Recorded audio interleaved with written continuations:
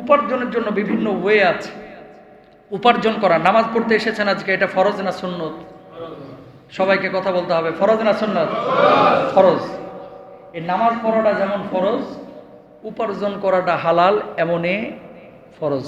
এমনই কি রব্বুল আলামিন কি বলছেন খেয়াল করেন, ফাইদা কুদিয়াতিস সালাতু ফান্তাশিরু ফিল আরদ ওয়াবতাগু মিন ফাদলিল্লাহি ওয়াযকুরুল্লাহা কাসীরান লাআল্লাকুম তুফলিহুন।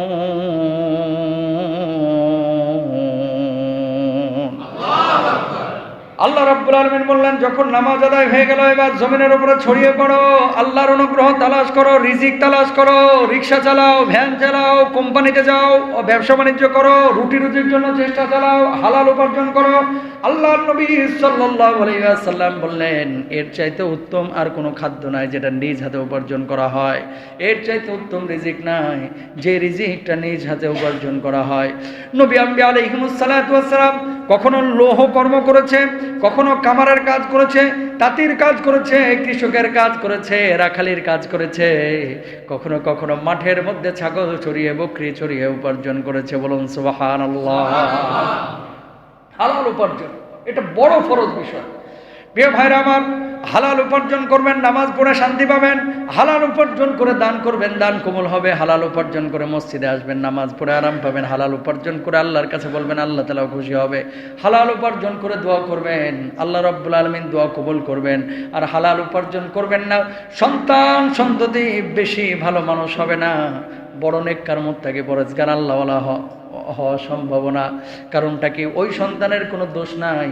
আপনি হারাম খেয়ে খেয়ে হারাম উপার্জন দিয়ে দিয়ে তার পেটটার মধ্যে আপনি হারাম খাদ্য ঢুকিয়েছেন, তার রক্তের মধ্যে হারামটাকে মিশ্রণ করেছেন, তার হাড্ডির মধ্যে হারামের মিশ্রণ ঘটাইছেন। যদিও সন্তানের কোনো দোষ নাই, বাবা হিসাবে আপনার লজ্জা থাকা উচিত। আমার কলিজার টুকরা বা নাড়ি ছেড়া ধন আমার হারাম উপার্জন খেয়ে আজকে বড় হয়েছে, ঠিক কিনা? তেঁতুল গাছ থেকে আম আশা করা যায় না। হালাল উপার্জন সবাই করার চেষ্টা করবেন। এখন বলবেন যে হুজুর, নবী সাল্লাল্লাহু আলাইহি ওয়াসাল্লামের ইনকাম পলিসি কি ছিল? প্রশ্ন জাগে না? এখনকার পীর সাহেবরা তো মাশাআল্লাহ খানকা দিলে একটা, আর কোনো কিছু করার আগে না। তারপরে মনে করেন বিভিন্ন হুজুর টুজুর আছে মাশাআল্লাহ, একটা দরবার খুলে বসলেই মুরিদানের অভাব নেই। হাদিয়া দেওয়াও সুন্নত, নেওয়াও সুন্নত, সেটা ঠিক আছে, কিন্তু আপনি কাজটা করেন কি? একটা না একটা কাজ তো করতে হবে। কথা বুঝেন নাই? সারাক্ষণ আপনি দরজা খুলে রাখলেন যে মুরিদরা আসবে আর টাকা দিয়ে যাবে, আপনার উদ্দেশ্য খারাপ। আপনার উদ্দেশ্য কি? খারাপ। হয় গার্মেন্টসের ব্যবসা করেন, অথবা চাকরি বাকরি করেন, অথবা মনে করেন টিচারগিরি করেন, শিক্ষকগিরি করেন, অথবা কিছু তো একটা করতে হবে, ইমামতি করেন, অথবা খতিবগিরি করেন, অথবা চাকরি বাকরি করেন, ফার্মেসি দেন, মুদি দোকান দেন, কিছু তো একটা করতে হবে ভাই। খালি খুলে রেখে দিলেন না।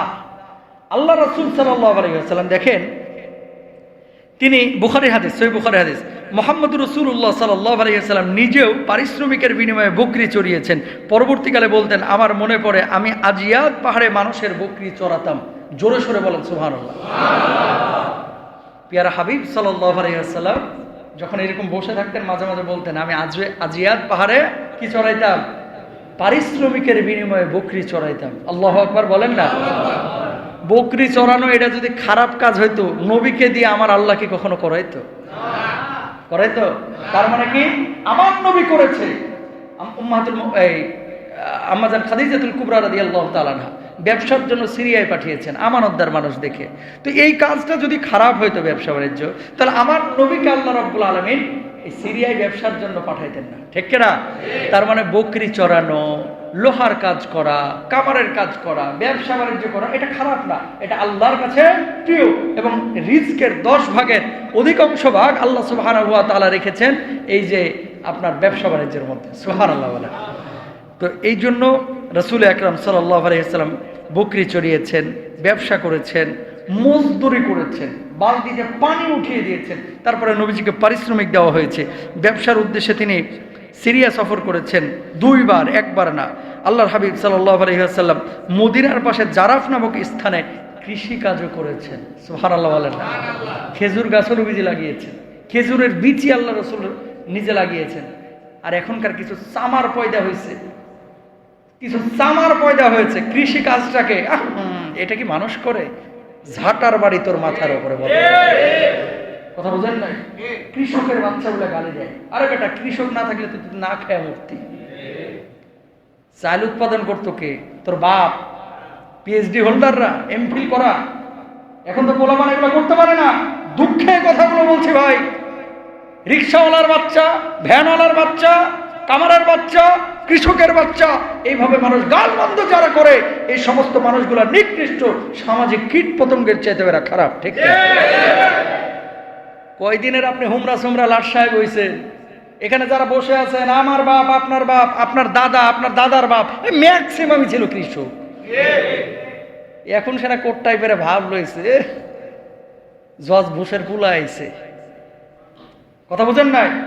ডোনাল্ড ট্রাম্পের ছেলের ভাব নিতেছে। খবরদার, কৃষিকাজকে কখনো ছোট করে দেখবেন না। ইনশাল্লাহ বলেন।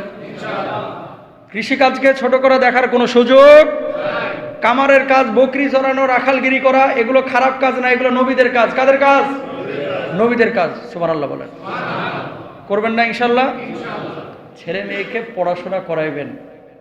এখনকার ছেলে মেয়েদেরকে আপনারা যেটা করেন, খালি স্বপ্ন দেখান, বাপ চাকরি করতে হবে, চাকরি করতে হবে, চাকরি করতে হবে। শুনেন, চাকরি বাকরি পাইলে আলহামদুলিল্লাহ ভালো, সরকারি হোক বেসরকারি হোক। প্রত্যেকটা বাপকে বলবো, দেখেন আপনার ছেলের রিজিক কদ্দুর আছে এটা আল্লাহ কিন্তু লিখে রাখছে। এটা আপনি চাইলেই কিন্তু পরিবর্তন করতে পারবেন না। বরং ছেলেকে মানুষ বানান। বলবেন যে আল্লাহর কাছে ছুট, আল্লাহর পেছনে মানে আল্লাহর কাছে বল কতটুকু রিজিক তোর প্রয়োজন। কারণ রিজিক আর রিজকু মাকসুমুন, এটা বণ্টিত হয়ে আছে। আপনি কতটুকু খাইবেন, উপার্জন করবেন, আল্লাহর কাছে বল। আল্লাহকে চেনান। আর ব্যবসা বাণিজ্য হোক, কৃষি কাজ হোক, মুরগির ফার্ম হোক, কোনো কাজে সন্তান সন্ততিকে আপনি নেগলেক্ট করবেন না। অনেক সময় বলে পড়াশোনা করছিস না, রিক্সা চালায় খাইতে হবে। এরকম কথাও কিন্তু অনেক বাপ মা বলে যে পড়াশোনা করতেছিস না, রিক্সা চালায় খাইতে হবে। আমি তো মনে করি কোটটাই পড়া বাটপার চোরের চাইতে রিক্সাওয়ালার ইনকাম আরো বেশি হালাল। কথা বুঝেন নাই? কেন এই কথা বলেন আপনি? তার মানে কি, যেই বাপ মায়ের কথা বলে যে পড়াশোনা করতেছিস না, রিক্সা চালাইতে হবে, যেই বাপ মায়ের কথা বলে পড়াশোনা করতেছিস না, ওই রাখালগিরি করতে হবে, আমি বলি আপনার ভেতরে সমস্যা আছে। কেন? রিক্সা চালানো এটা খারাপ কাজ না, বকরি চড়ানো খারাপ কাজ না, রাখালগিরি করা এটা খারাপ কাজ না, বরং হালাল উপার্জন করতেছে তাদের আরো প্রশংসা করা উচিত। আপনি যখনই আপনার সন্তানকে এই কথা বলবেন যে রিক্সা চালাইতে হবে, ও মনে করবে রিক্সাওয়ালা অনেক খারাপ কিছু, রিক্সা চালানোটা মনে হয় অনেক খারাপ কোনো কাজ। ঠিক কিনা বলেন না? এই জন্য ওর ভিতরে একটা বিরূপ প্রতিক্রিয়া তৈরি হবে। ছোট মানুষ তো, রাখাল হবি, কৃষক হবি, ওর ভিতরে একটা বিরূপ প্রতিক্রিয়া তৈরি হবে। এগুলো কখনো করবেন না, বরঞ্চ ভয় দেখাবেন। বাবা, পড়াশোনা না করলে তো মানুষ তোমাকে ভালোভাবে দেখবে না, মানুষ তোমাকে বেকার বলবে, মানুষ তোমাকে মূর্খ বলবে, জাহেল বলবে।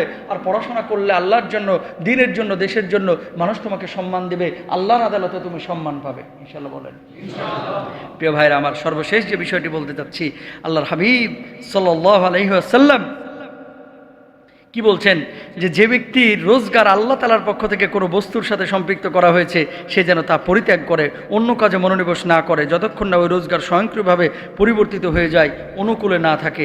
সুতরাং দুনিয়ার জিন্দেগিতে আমরা যে রুটি রুজির জন্য চেষ্টা চালাচ্ছি, এই রুটি রুজির চেষ্টা আমরা সবাই করব, হালাল পথে আমরা উপার্জন করার চেষ্টা করব। আল্লাহ তাআলা আমাদের তৌফিক দান করুন। সবাই বলেন আমিন।